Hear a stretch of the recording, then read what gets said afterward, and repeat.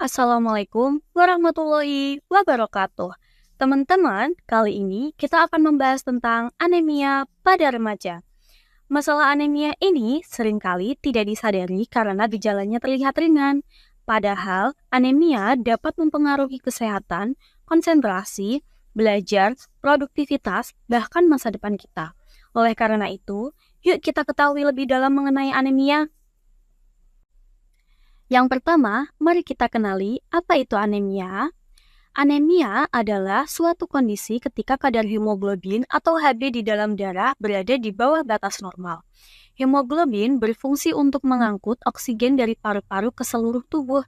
Jika kadar Hb rendah, maka oksigen yang dibawa ke jaringan tubuh juga berkurang, sehingga tubuh menjadi mudah lelah. Untuk remaja sendiri, kadar Hb normal adalah lebih dari 12 gram per desiliter. Jika Hb kurang dari 12 gram per desiliter, maka seseorang dinyatakan mengalami anemia. Jadi, semakin rendah kadar Hb-nya, maka semakin berat pula kondisi anemia yang dialaminya. Kemudian, siapa sih yang dapat mengalami anemia? Anemia sebenarnya bisa dialami oleh siapa saja, tetapi ada beberapa kelompok yang lebih rentan, seperti anak-anak yang asupan gizinya kurang, remaja terutama pada remaja putri, calon ibu, lansia, wanita hamil, dan penderita penyakit tertentu seperti tuberkulosis, ginjal, ataupun kanker. Pada remaja putri sendiri, resiko anemia lebih tinggi karena setiap bulan mengalami menstruasi, sehingga tubuh kehilangan darah dan zat besi. Jika zat besi yang hilang ini tidak diganti dengan asupan makanan bergizi, maka akan mudah terjadi anemia. Berikut adalah beberapa penyebab terjadinya anemia. Anemia tidak muncul secara tiba-tiba, melainkan disebabkan oleh beberapa faktor. Yang pertama, perdarahan, misalnya menstruasi yang berlangsung lama atau banyak. Kemudian yang kedua, kekurangan zat besi akibat pola makan yang tidak seimbang. Kemudian yang ketiga ada faktor genetik seperti talasemia yang menyebabkan gangguan pembentukan sel darah merah. Dan yang keempat, terdapat kebiasaan minum teh atau kopi setelah makan, karena zat dalam minuman tersebut dapat menghambat penyerapan zat besi. Jadi, meskipun makanannya sudah mengandung zat besi, tetapi jika langsung diikuti minum teh atau kopi, zat besinya tidak dapat diserap secara maksimal oleh tubuh. Gejala anemia sendiri biasa dikenal dengan istilah 5L, lelah, letih, lesu, lalai, dan lemah. Selain itu, penderita anemia juga sering mengalami wajah dan telapak tangan yang tampak pucat, pusing, pandangan berkunang-kunang, dan mudah mengantuk. Gejala ini sering dianggap sebagai kelelahan biasa, padahal bisa menjadi tanda anemia jika terjadi terus-menerus. Kemudian, jika anemia tidak ditangani, maka dapat menimbulkan berbagai dampak. Apa dampak dari anemia?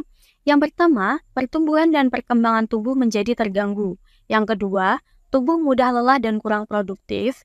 Yang ketiga, daya tahan tubuh menurun sehingga mudah sakit. Dan yang keempat, rentan terhadap infeksi.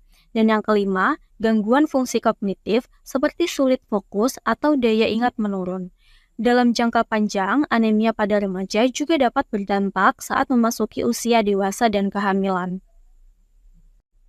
Nah, berikut adalah beberapa contoh makanan yang mengandung zat besi.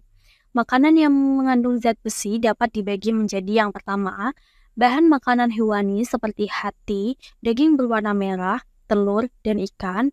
Dan yang kedua, bahan makanan nabati seperti tempe, tahu, kacang hijau, dan kacang merah.